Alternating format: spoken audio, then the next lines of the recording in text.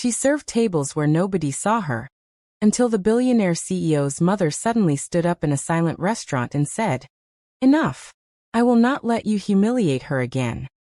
Hello beautiful souls and welcome to Ms. Love Stories channel, the place where love, drama, and unforgettable moments come alive. I'm so thrilled you're here, ready to dive into stories that will make your heart race, bring tears, and leave you believing in the power of love. Before we begin, I want to get to know all of you. Comment below and tell me where you're watching from, because in the next video, I'll give a special shout out to some of you amazing viewers from around the world. I can't wait to see how far our love story family reaches. And if you haven't already, make sure to subscribe and hit the notification bell, so you never miss a single emotional journey. Get ready to feel, laugh, cry, and fall in love all over again. Because every story we share here is for you. Now, the story begins. Rose. The restaurant glittered like a world built only for the rich. Crystal chandeliers poured soft gold light over polished marble floors, and the faint sound of a piano drifted through the air like something too delicate for reality. Every table held people who mattered. CEOs, politicians, influencers, voices that carried weight. And yet, in the middle of all that noise, stood someone no one ever truly saw. Rachel. She moved quietly between tables, her uniform slightly too loose at the shoulders, her shoes worn from months of standing more than resting. Her hands held a tray with careful precision, as if one mistake would confirm what everyone already believed about her, that she didn't belong here. "Excuse me," she whispered as she placed a plate down. No response. The man at the table didn't even look at her. Just a flick of his fingers, dismissal without words. Rachel lowered her eyes immediately, stepping back like she had practiced disappearing for years. Around her, laughter floated, sharp, expensive laughter that never included her. One of the senior waiters brushed past her shoulder and muttered coldly, "Move faster if you want to keep this job. People like you are replaceable." People like you. She had heard that sentence too many times to feel surprised anymore. But it still hurt in places she never learned how to explain. Across the restaurant, behind a glass wall of luxury and silence, John sat at a private table. He didn't laugh with the others. He didn't need to. Everything around him already bent to his presence. John, billionaire CEO of one of the fastest-growing global tech companies, checked his watch once, then leaned back in his chair like the world was simply waiting for his approval to continue existing. Beside him sat his mother, elegantly dressed but calm in a way money could not buy. "Do you always look at time like it owes you something?" she asked softly. John didn't smile. "Time is the only thing I don't control." His mother studied him for a moment, then glanced across the restaurant. That was when she saw Rachel, a young waitress carefully balancing plates far heavier than they looked. Her posture was polite, but her eyes carried something heavier than fatigue, something like quiet defeat. "Interesting," his mother murmured. John followed her gaze briefly. A waitress. Nothing unusual. Nothing important. He looked away almost immediately. But his mother didn't. Because she noticed something John didn't. Every time Rachel approached a table, the atmosphere shifted. Not because she was seen, but because she was not. A man snapped his fingers at her like she was a mistake. Another waitress laughed when Rachel apologized for something that wasn't her fault. And still she said nothing. Just lowered her head. And kept moving. Back at the service corridor, Rachel finally paused for a second alone. Her breath trembled as she steadied herself against the wall. "You're fine," she whispered to herself. A lie she had learned to repeat until it almost sounded real. She adjusted her tray and prepared to return. But as she stepped forward, a voice cut sharply through the air. "Are you blind or just slow?" A customer at table 7 spilled wine on the tablecloth. His expression was already twisted in anger. Rachel froze for half a second. "I'm sorry, sir. I didn't." "You didn't what?" he interrupted loudly. "Do your job?" The restaurant began to quiet. Not because anyone cared, but because humiliation was entertainment in places like this. Rachel's fingers tightened around the tray. "I'll replace it immediately," she said softly. But the man stood up slightly, leaning forward with irritation. "No, you'll do it properly the first time. Or maybe this job is too big for you." A few chuckles from nearby tables. Rachel's face burned, but she didn't react. She had learned survival was quieter than pride. And then, the air changed. A chair shifted slightly at the private table. John's mother stood up. Slowly, deliberately. Every sound in the restaurant seemed to pause without permission.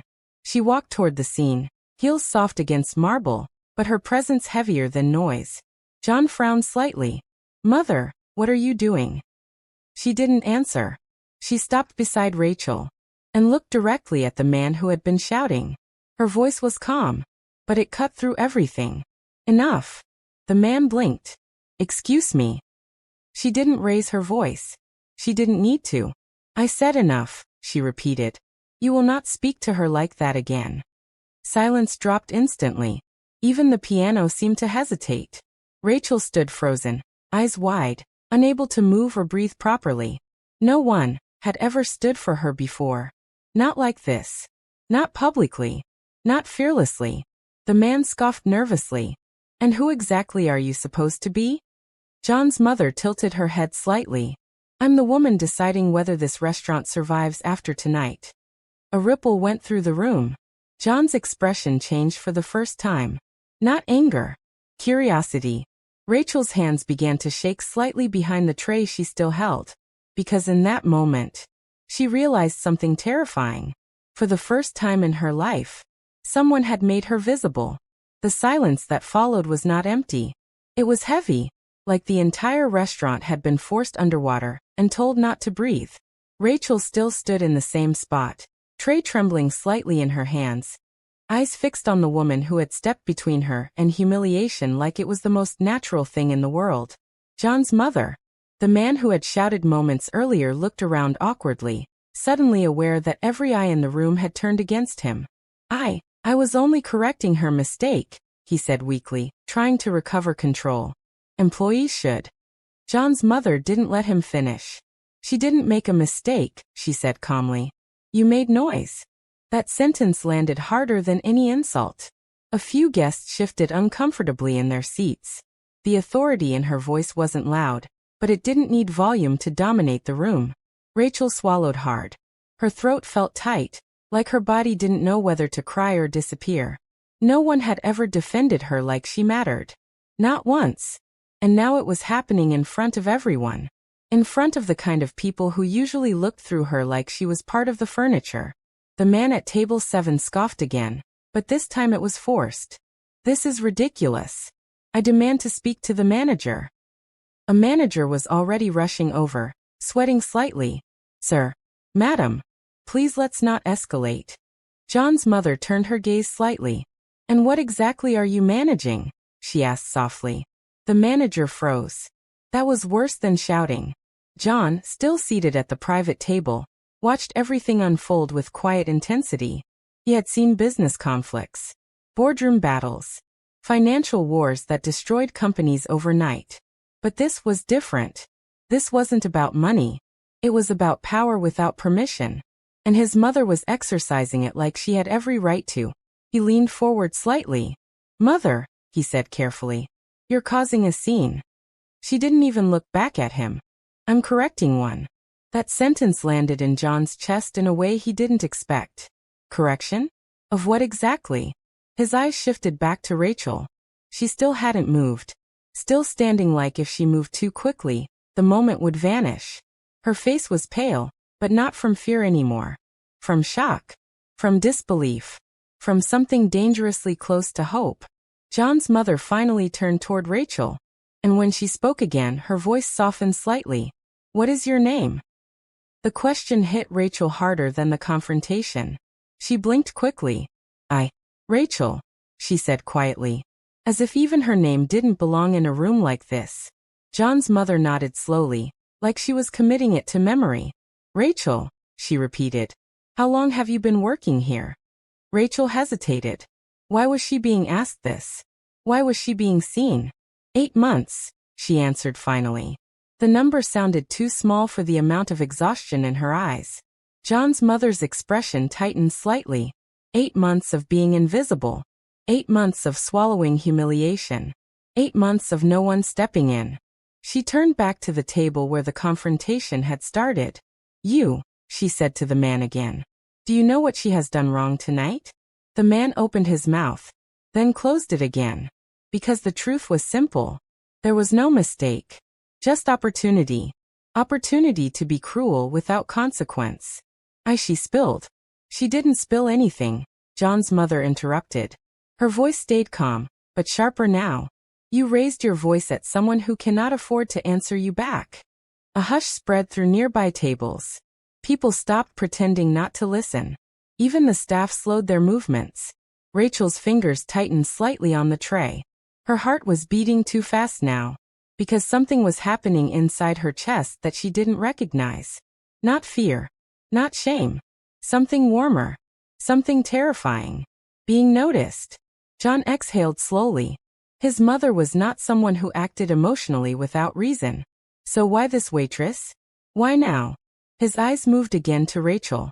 And for the first time, he really looked at her. Not as staff. Not as background. But as a person standing in the center of a storm she didn't create. And something about her stillness unsettled him. Because she wasn't fighting. She wasn't performing victimhood. She was just enduring. Like she had learned that surviving was quieter than being heard. His mother turned slightly back toward Rachel. You may go, she said gently. But Rachel didn't move immediately. Her body didn't trust permission. It was unfamiliar. Like a language she didn't speak.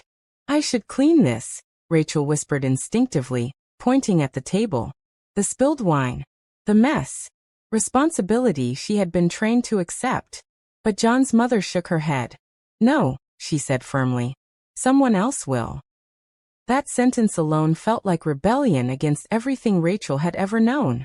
Slowly she lowered her tray slightly. Her hands were still shaking. And then, she bowed her head slightly. Not because she had to, but because she didn't know what else to do with kindness. Thank you, she whispered. The words were almost lost in the air. But John heard them. And for reasons he didn't understand yet. They stayed with him longer than the confrontation itself. As Rachel turned to leave, she walked past tables that had once ignored her completely. But now, every eye followed her. Not with dismissal. Not with mockery. With confusion. Like the world had briefly stopped making sense. John's mother returned to her seat beside her son, smoothing her dress as if nothing extraordinary had happened. John stared at her. You didn't have to do that, he said quietly. She glanced at him.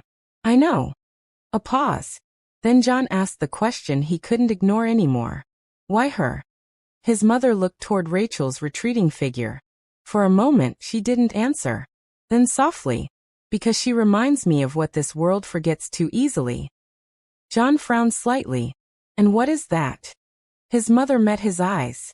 That not everything valuable knows how to demand attention.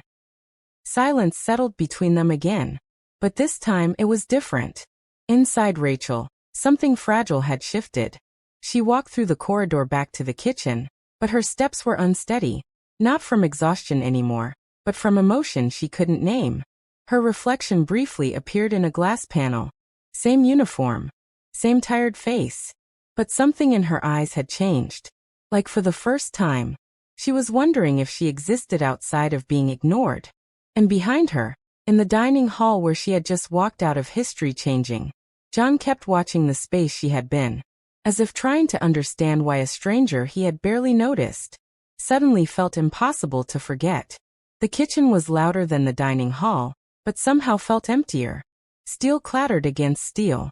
Orders were shouted. Heat rose from ovens like frustration made physical. But for Rachel, everything sounded distant. Like she was underwater, watching life continue without fully being part of it. She stood near the washing station, staring at nothing in particular. Her hands still trembled slightly. Not from fear anymore. From memory. Rachel, you're slow today.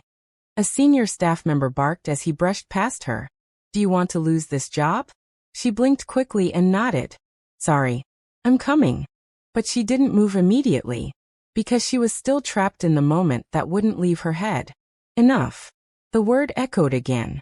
Not as insult, but as protection. She swallowed hard and forced herself back into motion, scrubbing a plate harder than necessary. You're imagining things, she whispered under her breath. It didn't mean anything. People don't stand up for people like you. But even as she said it, her chest refused to believe her. Outside the kitchen, in the private dining area, John was no longer interested in the menu. His phone lay untouched beside his glass of water. His mother calmly sipped her drink like she hadn't just disrupted the emotional balance of the entire restaurant. "You embarrassed that man," John said finally. "I corrected him," she replied. John exhaled through his nose. "Same thing in his world." "In his world," she repeated, "maybe." That made him pause. Because she wasn't denying it. She was accepting it without guilt. John leaned back slightly, studying her now instead of the room. "You don't usually interfere in things like this," he said. His mother smiled faintly. "You mean things you choose not to see?" A flicker passed through his expression. "I see everything I need to." "That's your problem," she said gently. "You confuse control with awareness." John didn't respond immediately. His gaze drifted again toward the corridor where Rachel had disappeared. He didn't know why. That bothered him more than the event itself. In the staff hallway, Rachel finally stopped walking for a moment. She leaned against the wall, closing her eyes briefly. Her mind replayed everything again. The shouting. The silence. The way the room changed when the woman stood up. And most of all, the way she was looked at afterward. Not as invisible. Not as background. But as something that had value worth defending. Her breath shook slightly. "No," she whispered firmly, opening her eyes. "Don't think like that." Because thinking like that was dangerous. Hope always was. Footsteps approached. She quickly straightened. A fellow waitress passed her, glancing sideways. "You know you're lucky," the woman muttered. Rachel frowned slightly. "Lucky?" The woman shrugged. Getting attention like that from someone like her? People would kill for that kind of moment. Then she laughed softly and walked away. Rachel stood still again. Lucky. The word didn't feel right. It felt too small for what she had felt. Too dismissive. Too unreal. Back in the dining hall, the man who had been confronted earlier had already left the restaurant in anger. But the energy he left behind remained. Whispers spread among guests. "Who is that woman? Is she related to the CEO? I've never seen someone shut down like that." John listened without reacting, but his mind was elsewhere. Finally, he stood up. His chair moved slightly. His mother looked at him. "Leaving so soon?" "I need air," he said simply. He didn't wait for permission. He walked. Through the restaurant. Past tables that went silent as he passed. Toward the corridor. Toward the kitchen. Toward something he didn't fully understand yet. Rachel was returning a tray when she saw him. John. Standing at the entrance of the staff corridor like it wasn't meant for him. But like he belonged anywhere he decided to stand. Their eyes met briefly. Rachel froze. Her instinct was immediate. Look away. But she didn't. Neither did he. For a moment, the noise of the kitchen faded behind her. Just two people in a narrow space that suddenly felt too small. John spoke first. "You work here every day?" Rachel blinked, confused by the question. "Yes." A pause. "Do people usually treat you like that?" he asked. Her throat tightened slightly. She didn't know how to answer without sounding weak. So she chose the simplest truth. "It's fine." John studied her. That answer didn't satisfy him. It didn't look fine.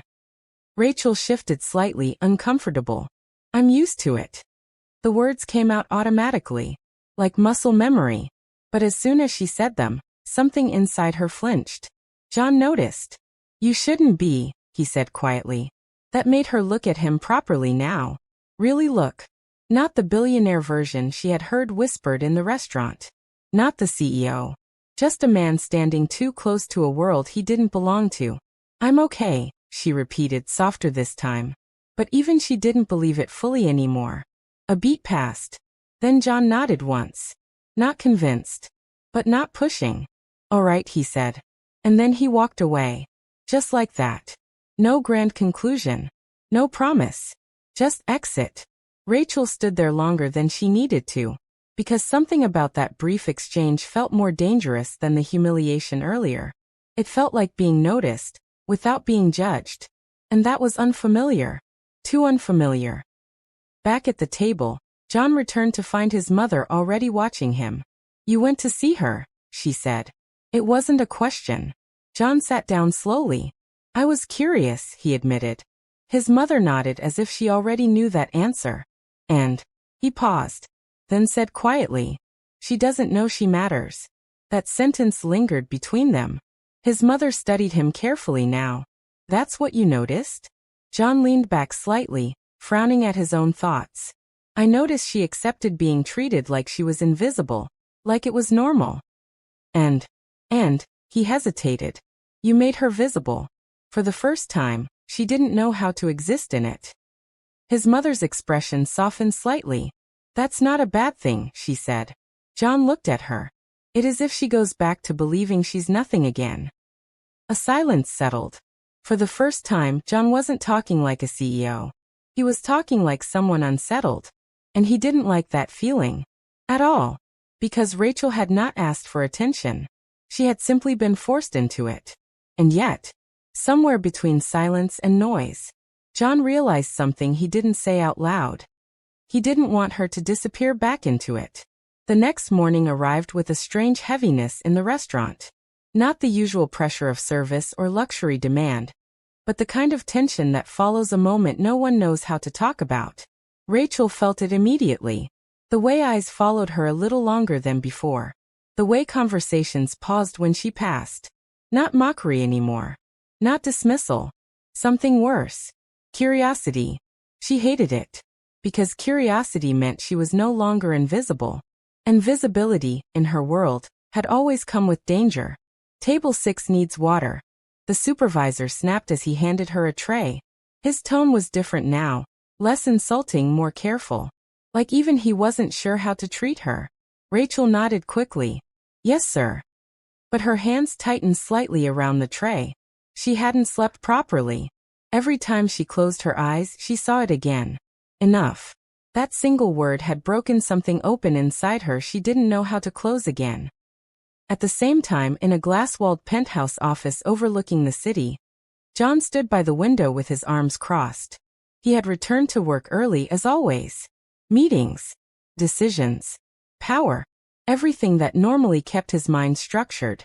But today even spreadsheets felt louder than usual. His assistant entered carefully.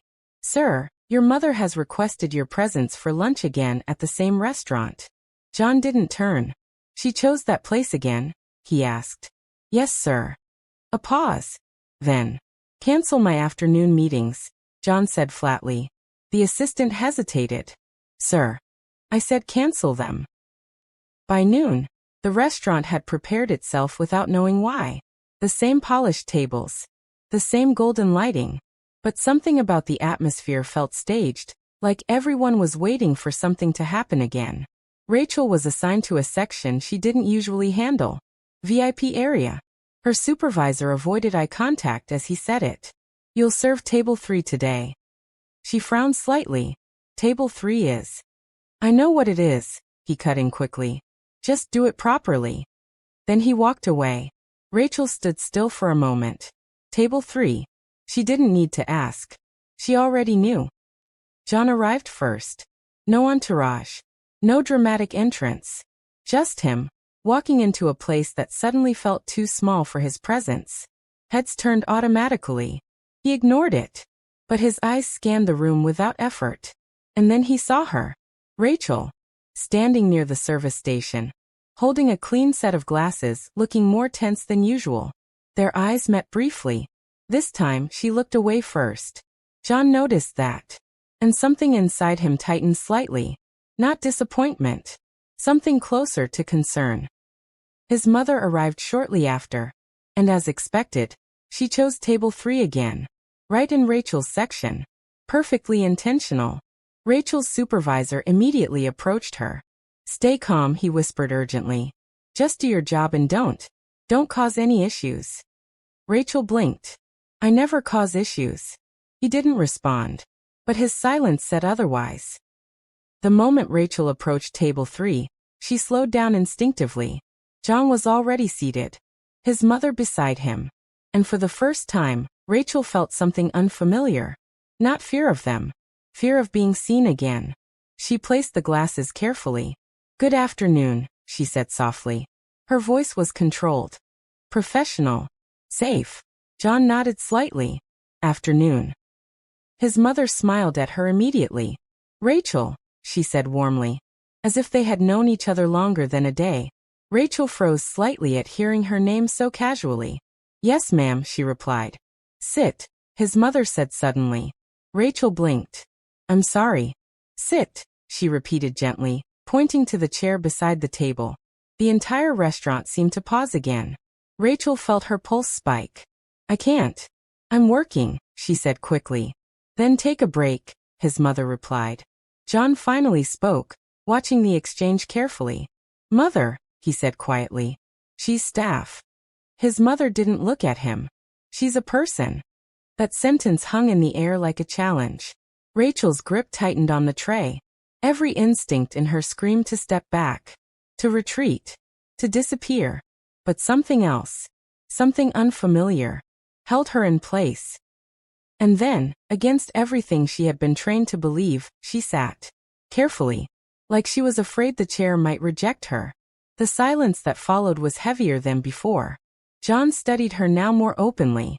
Rachel kept her eyes lowered. I didn't mean to disturb your work yesterday, his mother said softly. Rachel shook her head quickly. No, you didn't. I'm just not used to being defended? John's mother finished. Rachel didn't answer. Because the truth felt too exposed. John leaned slightly forward. Why do you stay in a place where you're treated like that? He asked. The question wasn't harsh. But it landed sharply anyway. Rachel hesitated. Because she didn't have a glamorous answer. Only survival. I need the job, she said simply. John didn't look satisfied. That's not an answer, he said quietly. Rachel looked up at him for the first time properly. And what answer would you like? She asked, voice quieter than intended. That surprised him. A little resistance. Not submission. His mother watched both of them closely. The air between them was changing. Subtle, but real. Then a waiter rushed past too quickly. A glass tipped slightly on the edge of the table. Rachel reacted instantly, standing up fast, catching it before it fell. But in doing so, her hand brushed John's arm. For half a second, skin to skin, she froze immediately. So did he. It wasn't dramatic. It wasn't intentional. But it was enough to shift something invisible between them. Rachel pulled back quickly. I'm sorry. John didn't respond immediately. His attention lingered on that brief contact longer than it should have. It's fine, he said finally.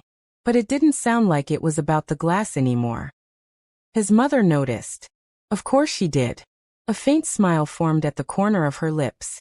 And then she said something casually that changed the atmosphere again. You should come with us today. Rachel blinked. Me? Yes, she said. Lunch. Rachel shook her head immediately. I can't.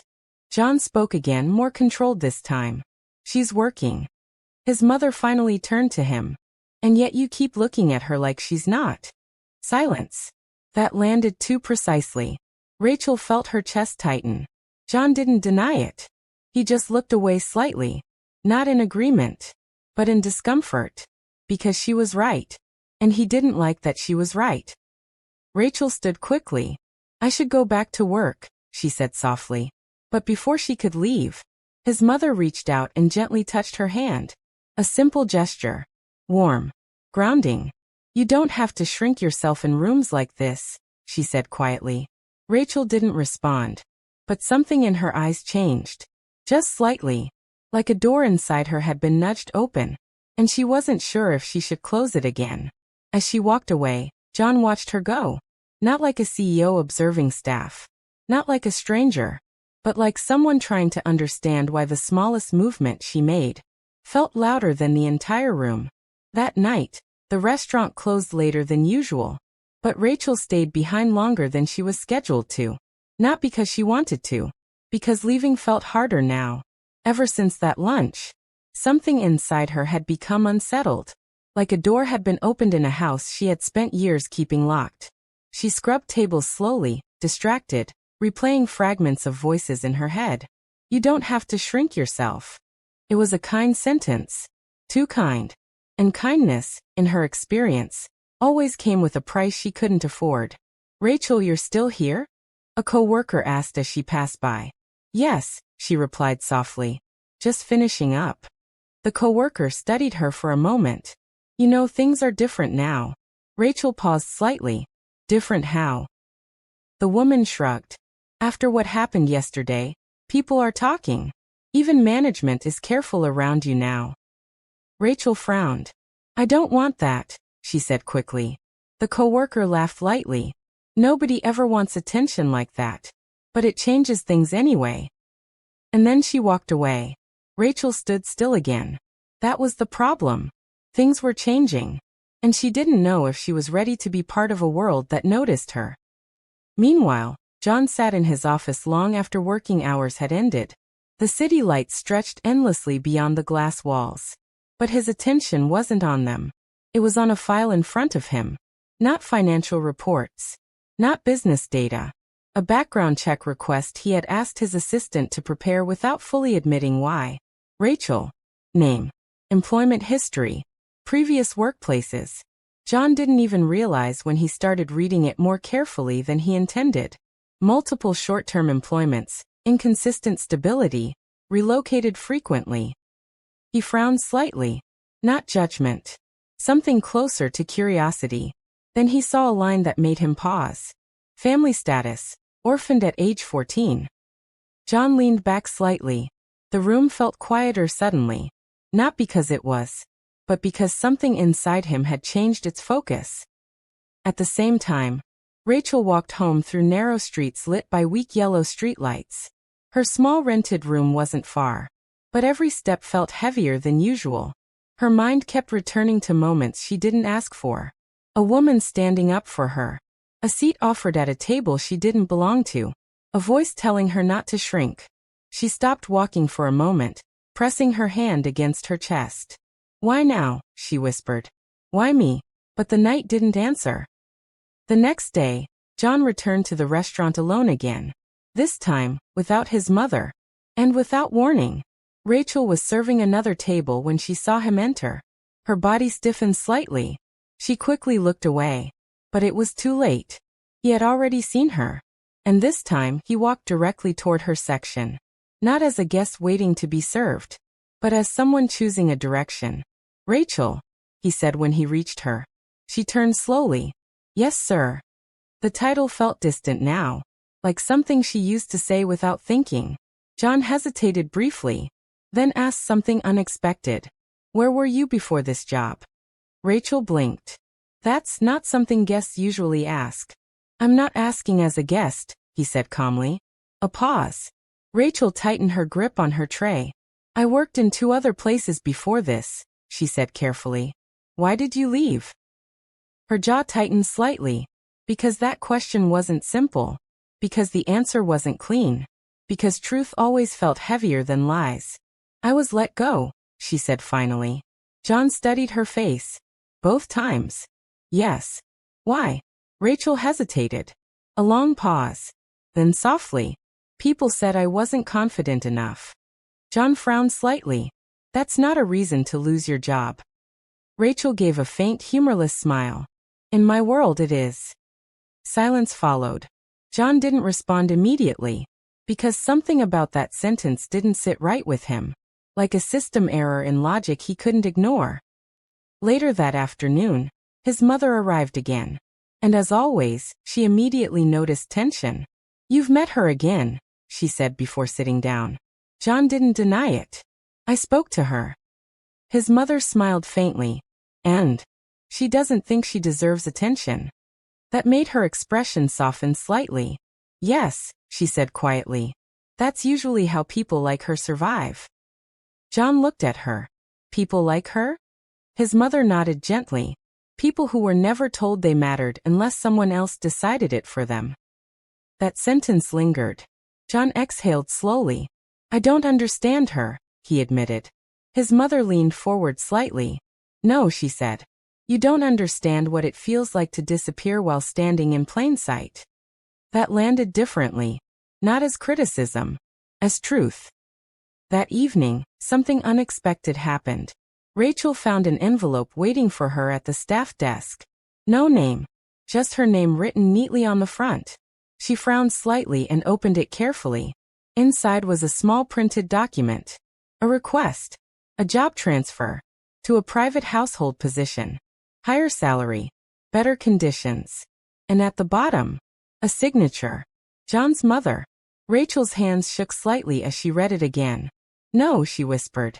This was too much. Too fast. Too unreal. She folded the paper quickly, panic rising in her chest. I can't accept this, she said aloud, even though no one was there. Because accepting it meant stepping into a world she didn't understand. And worse, being seen permanently. At the same time, John received a message from his mother. A single line. She is not meant to stay where she is breaking. John stared at it for a long time. Then he stood up. Without thinking too much. Without planning. And for the first time since meeting her, he decided he would go find her himself. Rachel didn't accept the envelope. But she didn't sleep either. The paper sat folded on her small wooden table like something alive. Quiet, patient, impossible to ignore. Higher salary. Better conditions. A private household position. It sounded like freedom. But to her, it felt like danger wearing a polite face. Because every time life had offered her something better, before, it had taken something from her in return. She sat on the edge of her bed, staring at the document again. No, she whispered to herself firmly. I don't belong there. But her voice didn't sound convinced. The next morning, she arrived at work earlier than usual, hoping routine would calm her thoughts. But the restaurant was different again. Whispers followed her. Not loud enough to hear clearly, but enough to feel. She's the one. The CEO's mother. Why her?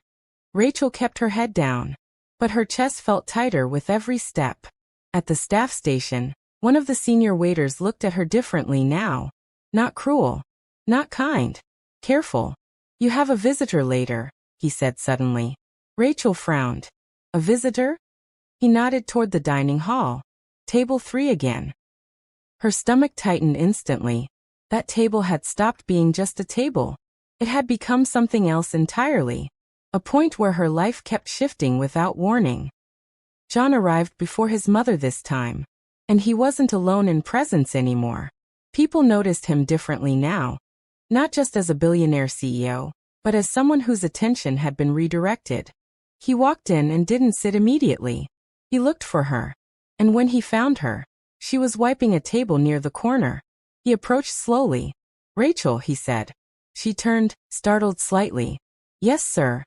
He noticed again how quickly she tried to step back into distance. Like closeness was unsafe. I need to talk to you, he said simply. Her grip tightened on the cloth in her hand. I'm working, she replied automatically. John nodded. Then I'll wait. That made her pause. Wait. No command. No pressure. Just patience. She didn't understand it. Later, during her short break, she finally found him sitting quietly at a corner table. Not his usual private section. Just there. Waiting. Rachel approached slowly. You don't have to come here, she said carefully. I know, John replied. A silence. Then he gestured toward the seat opposite him. Sit. She hesitated. Then reluctantly she did. For a few seconds, neither of them spoke. The noise of the restaurant faded around them. Rachel kept her hands folded tightly on her lap. John watched her carefully. Not like an observer anymore. Like someone trying to understand something he couldn't calculate. Did you see the offer? He asked. Rachel nodded slightly. I can't accept it. Why not? Her jaw tightened. Because people don't just give things like that for nothing. John leaned slightly forward. And if it wasn't for nothing? That made her look up at him. Really look. There was no arrogance in his expression now. Just curiosity. And something softer underneath it. Rachel hesitated. I don't want to owe anyone, she said quietly. John nodded slowly. That's not what it is. She gave a faint, tired smile. That's always what it is. A silence followed. John didn't argue. That surprised her. Instead, he said something quieter. Do you remember yesterday when I asked why you stay in a place like this? Rachel nodded slightly. I still don't have your answer, he admitted. She looked away. I don't have a better place to go, she said simply. John studied her for a moment, then asked gently, Who told you that? That question made her still, because it wasn't about work. It wasn't about money. It was about belief. Rachel swallowed. No one had to, she said quietly. Life just shows you. John's expression tightened slightly. That's not true. Her eyes lifted again. It is for people like me. A pause. Then John said something unexpected. Then you've only been shown one version of life. That landed differently. Not like comfort. Like possibility. And possibility for someone like Rachel was frightening. At that moment his mother arrived. She immediately sensed the shift. Not tension. Connection. Subtle. Fragile. Real. She smiled softly as she approached. Good, she said lightly. You finally spoke without running away. Rachel quickly stood. I should get back to work. But John's mother gently placed a hand on her arm again. Just like before. But this time, Rachel didn't flinch away immediately. That alone was progress. Sit a little longer, she said softly. Rachel hesitated, then slowly sat back down. John noticed. So did his mother. And neither of them said it out loud, but something was changing. His mother leaned slightly forward. You know, she said to Rachel, when I first saw you, you weren't trying to be noticed. Rachel looked down. I wasn't trying not to be noticed either, she said quietly. That made John's mother smile faintly. Exactly. A pause. Then she asked, when was the last time someone asked you what you wanted? Rachel opened her mouth, then stopped, because the answer didn't come easily. Days, months, years. I don't remember, she admitted finally. John's expression shifted slightly at that. Not surprise. Realization. For a brief moment, something softer entered the space between them. Not romance yet. Not confession. Just understanding. Rachel slowly relaxed her shoulders for the first time in what felt like hours. John noticed. You breathe differently when you're not working, he said quietly. That made her blink. I didn't notice that. I did, he replied. A pause. That sentence stayed longer than it should have. His mother stood slowly. I'll leave you too, she said calmly. John looked up. Where are you going? She smiled slightly. Somewhere you can't interrupt what is finally starting. Then she walked away, leaving silence behind her, but not emptiness. Rachel shifted slightly in her seat. I should go, she said again, softer this time. John nodded slowly, but didn't stop her. As she stood, she hesitated. Then, without fully understanding why, she said quietly, Thank you for not treating me like I don't exist. John looked up at her, and for the first time his voice softened completely. I don't think I could do that anymore. That made her pause, just for a second. Then she walked away. But this time, she didn't feel invisible anymore. And that was what scared her most. It started with silence. The kind that feels normal, right before it turns into something dangerous. Rachel was halfway through her shift when she noticed something off. The way conversations stopped when she passed. The way staff avoided eye contact. The way the supervisor, who had recently started treating her carefully, now looked uneasy again. Something had changed. Again. Table 3 is requesting you, he said abruptly. Rachel frowned. Again. He didn't answer. That alone made her stomach tighten. When she reached the section, John was already there. But this time, he wasn't alone. 2 executives sat with him, speaking in low voices. His expression was sharper than usual. Focused. Businesslike. Cold again. The version of him she first assumed he always was. Rachel slowed slightly as she approached. Good afternoon, she said quietly. John looked up, and something in his eyes shifted, but only briefly. Rachel, he said. Her name sounded different this time. Not warm. Not distant. Just neutral. She placed the tray down carefully. But before she could step back, one of the executives leaned slightly toward John. So this is her? The man asked. Rachel froze. Her, she repeated softly. The executive smiled faintly. The waitress your mother has been talking about. Rachel's chest tightened instantly. John didn't correct him. That was the first crack. I didn't know you were involved in that situation, the executive continued casually, as if discussing something minor. John leaned back slightly. I wasn't involved, he said flatly. Rachel felt that sentence land wrong. Very wrong. Not because of what it said, but because of what it didn't. Later that evening, everything collapsed. Rachel had just finished clearing a table when she was called to the manager's office. Her stomach dropped immediately. She had never been called there without reason, and usually it was never good. Inside, the manager avoided her eyes. There was a document on the table. Printed. Official. Her breath slowed. I didn't do anything wrong, she said immediately. The manager sighed. It's not about wrongdoing. That made her frown. Then what is it about? A pause. Then. Complaints have been raised. Her heart dropped slightly. Complaints from who? The manager hesitated too long. That was answer enough. But he said it anyway. Guests and staff. Rachel felt her throat tighten. I don't understand. He pushed the paper toward her. It's a termination notice. The world didn't make noise for a second.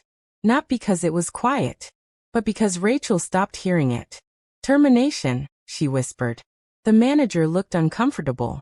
Effective immediately. Her hands went cold. That's not possible, she said quickly. I didn't do anything. This isn't about performance, he interrupted. Her voice cracked slightly. Then what is it about? Another pause. Then the sentence that broke something inside her. It's about perception. Rachel walked out of the office in a blur. Her body moved faster than her mind. Perception. Not truth. Not reality. Perception. She had spent her entire life surviving perception, being judged without being known. And now, even this moment of being seen, was turning into something that erased her again. When John found out, it wasn't immediate. But when he did, it wasn't calm either. His assistant approached carefully. Sir, there's been an internal decision regarding one of the staff members. John didn't look up from his tablet. Which one?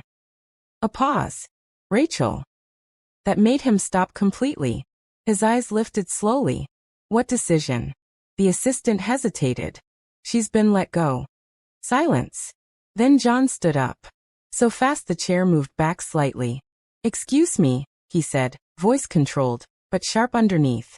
The assistant stepped back slightly. There were concerns raised, complaints. From who? John cut in. Silence again. That silence answered everything. John's jaw tightened.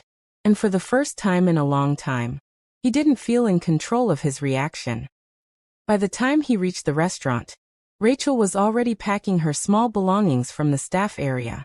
Her hands were shaking, but she kept moving, because stopping meant thinking, and thinking meant breaking. Rachel. Her entire body froze at the sound of his voice. She didn't turn immediately, because she already knew what she would see. When she finally turned, John stood there, but not the same John from before. No softness, no curiosity, just something tense, something heavy. What happened? He asked. Rachel gave a small, tired smile. I lost my job, she said simply. John frowned. That's not what I asked. She looked down. It's what happened. A pause. Then John stepped closer. Did they say why? Rachel hesitated. Then quietly. Perception. That word again. John's expression hardened. That's not a reason. She laughed softly, but there was no humor in it. It is here. Silence stretched. Something in John shifted. Not anger yet. Understanding turning into anger. Then he said it. I didn't authorize this. Rachel blinked slightly. That sentence hit differently. I didn't ask you to, she replied quickly. But something in her voice cracked slightly. Because whether he authorized it or not, his world still touched hers. John stepped closer again. This is because of my mother's involvement. Rachel looked up sharply. My mother tried to help you, he said.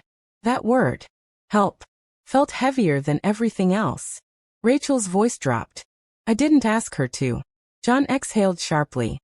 And yet she put you in a position where everyone is now looking at you. That stung. Because it was true. And truth hurts more when it comes from someone you didn't expect to hurt you. Rachel's eyes lowered again. I just want to go home, she whispered. But John wasn't done. Rachel. Please, she cut in softly. That stopped him. She finally looked at him again.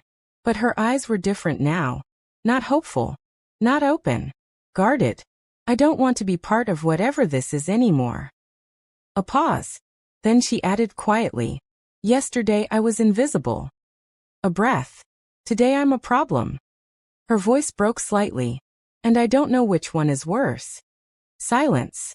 John didn't respond immediately. Because for the first time, he didn't have an answer that didn't hurt. Rachel picked up her bag. And walked past him. Not running. Not collapsing. Just walking away. And this time, John didn't stop her.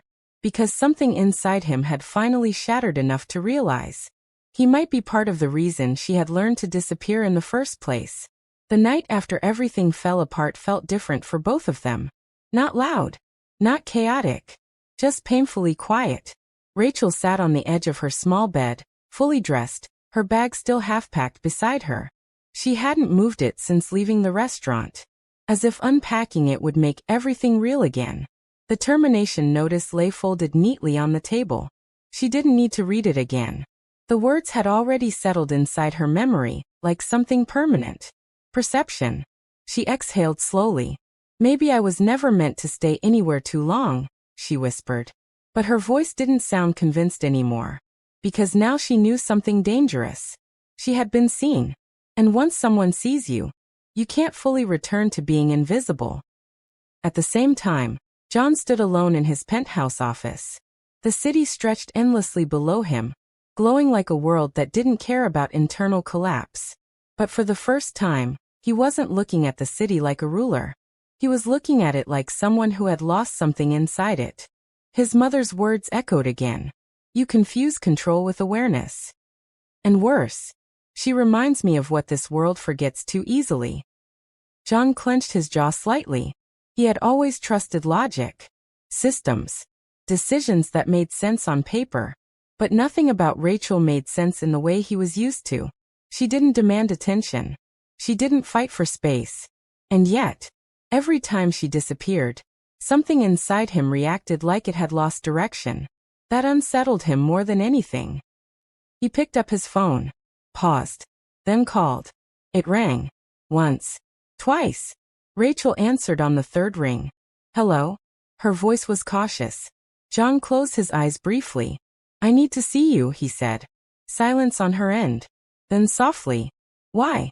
That question hit him harder than expected. Because he didn't have a perfect answer. Not one that sounded like control. Or logic. Or business. So he chose the truth. I don't want this to end like this. Another pause. Then Rachel's voice came quieter. It already has. John opened his eyes. No, he said firmly. Not for me. Silence stretched between them. Heavy. Fragile. Alive. I don't know what you want from me anymore, Rachel said finally. Her voice was tired now. Not angry. Just worn. I didn't ask to be seen, she continued softly. I didn't ask for your mother. I didn't ask for any of this. John listened without interrupting. And now I've lost my job because of it, she added. That sentence stayed too long in the air. John's grip tightened around the phone. That wasn't supposed to happen, he said. But it sounded weak even to him. Rachel laughed faintly. Nothing was supposed to happen. Silence again. Then she asked something quietly. Why did you really come looking for me that day? John didn't answer immediately. Because the truth wasn't clean. It wasn't corporate. It wasn't logical. It was uncomfortable. Finally, he said. Because I couldn't stop thinking about you.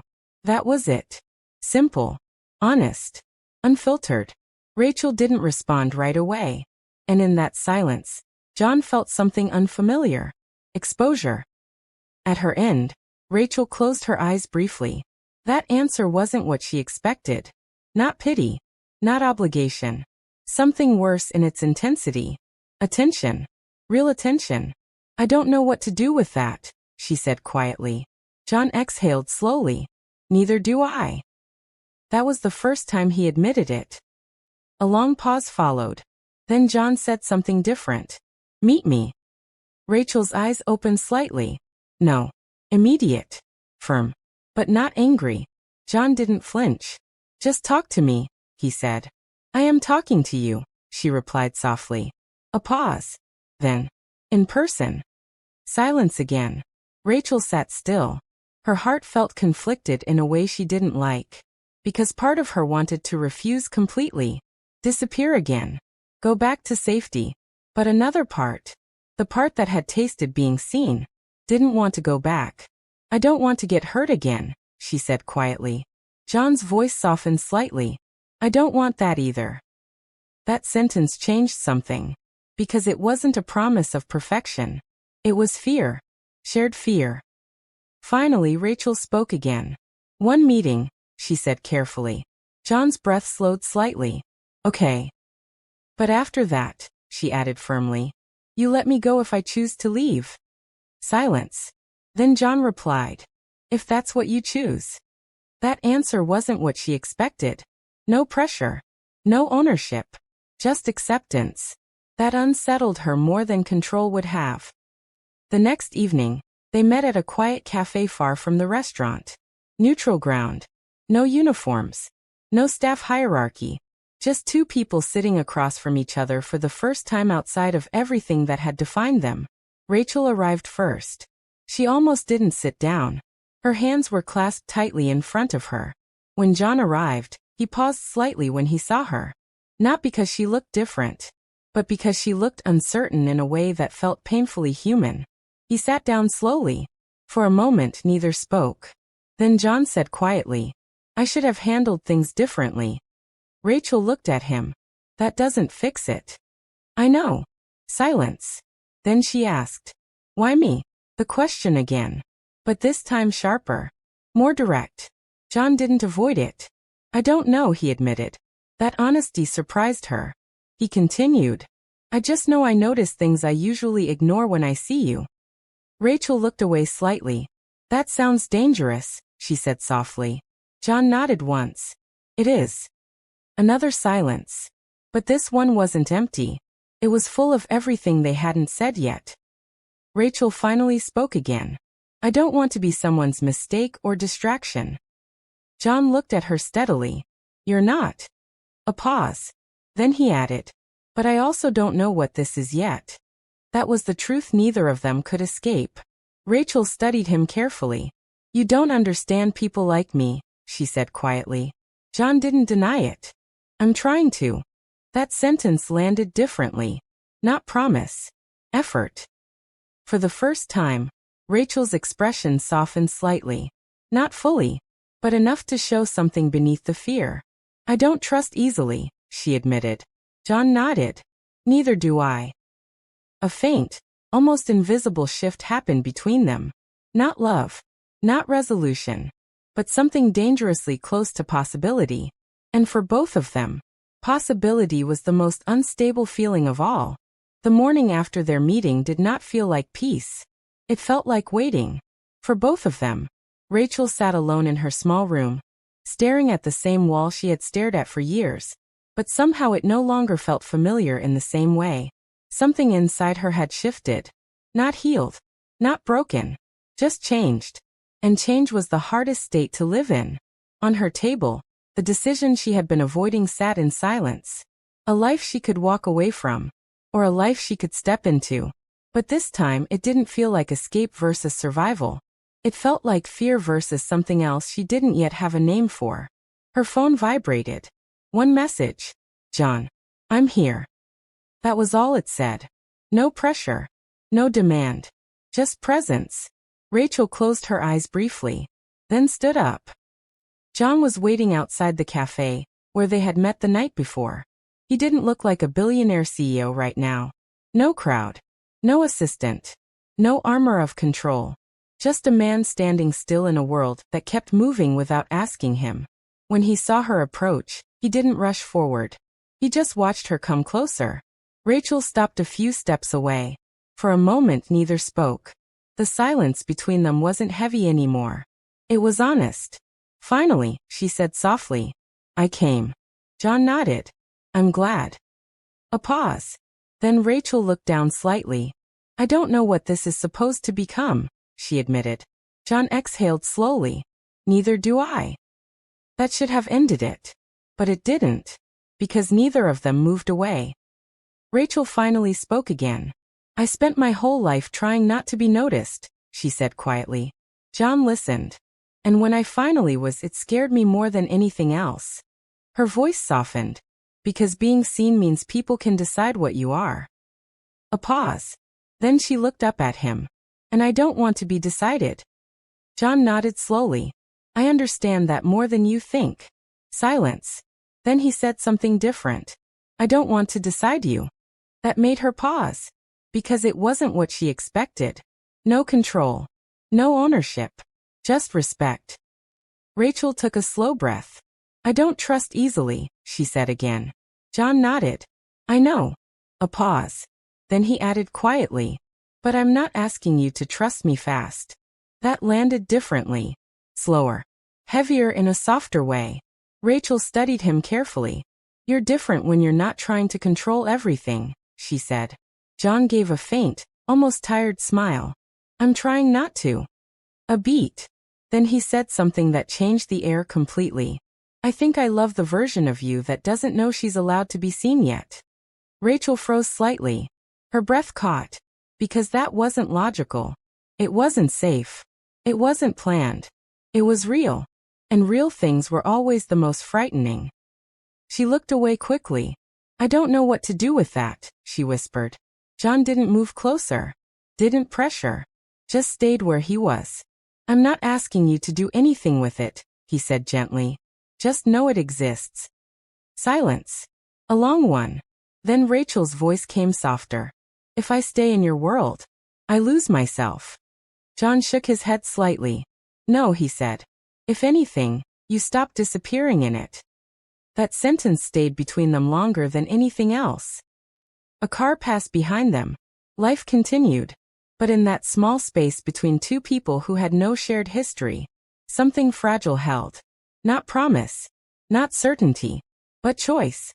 Rachel stepped slightly closer. Not fully. Just enough. "I don't want to run anymore," she said quietly. John's expression softened. "Then don't." A pause. Then she added, "But I also don't want to fall into something I can't survive." John nodded. "Then we don't fall," he said. "We build." That word felt different. Not romance. Not fantasy. Something grounded. Something possible. Rachel exhaled slowly. For the first time, she didn't feel like she was choosing between invisibility and pain. She felt like she was choosing between fear and something uncertain, but alive. Finally, she said. "One step," she whispered. John nodded immediately. One step. No victory. No dramatic ending. Just agreement. Human. Fragile. Real. She extended her hand slightly. Not fully trusting. Not fully retreating. Just reaching. John looked at it for a moment. Then gently took it. Not tightly. Not possessively. Just enough to say, "I see you." Rachel didn't pull away. And for the first time in her life, she didn't feel invisible while being held by someone's attention. If this story made you feel something, tell us in the comments. Backhand index pointing right. Do you think Rachel made the right choice trusting John in the end? Backhand index pointing right, or should she have stayed away from his world completely? We read every comment, red heart. And if you enjoyed this emotional love story, don't forget to like, subscribe, and turn on the notification bell so you don't miss the next powerful story from the channel. Because sometimes, the most unexpected love stories are the ones that heal us the most. Thank you so much for watching this story all the way to the end. Your time, your support, and your presence here mean more than words can say. If this story touched your heart, inspired you, or kept you watching, Please make sure to subscribe to the channel for more emotional stories like this one. And don't forget to turn on the notification bell. That way, you'll never miss a new upload. Until next time, stay blessed, stay strong, and keep believing in love. See you in the next story.